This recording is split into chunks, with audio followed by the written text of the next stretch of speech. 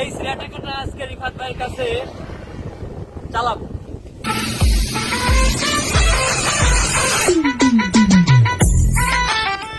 আমাদের আসে না, ওর কাছে টাকা পাবো, আসে না কেন?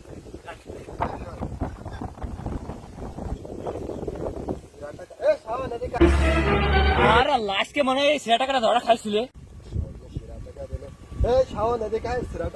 মানে আপনি ওরা চোর ভাবছেন? আমি ওই সিরা টাকা তো দিই নাই, মানে আপনি দাঁড়িয়ে দাঁড়িয়ে চোর ভাববেন?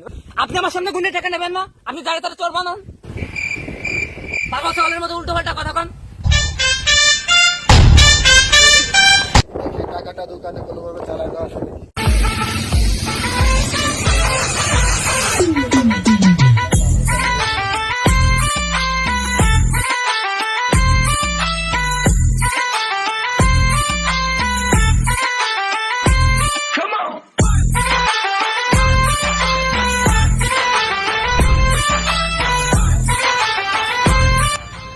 এবার দাঁড়ান, কি হলো ভাই, আবার ডাকিলেন?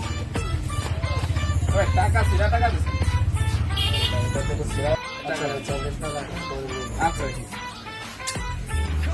আমাকে সিরা টাকা দিয়ে এখন মুরগি ব্যবসা করতেছে, পাইছি আজকে ওর মুরগি নেন, এক একটা 180 টাকা, এক একটা 180 টাকা।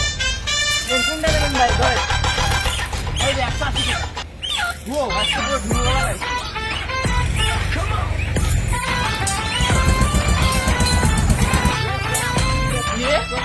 টাকা ফিরে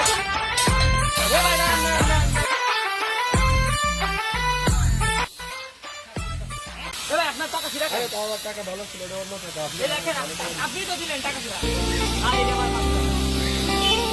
আসলে এই গল্প থেকে আমরা শিখলাম যে পরের জন্য কুয়ো কাটলে সেই কুয়ো আমাদের নিজেদেরই পড়তে হবে, কারণ ওই টাকাটা ফার্স্টে আমি ওকে দিয়েছিলাম, শেষমেশ ওই টাকাটা আমার কাছে এসে পৌঁছালো।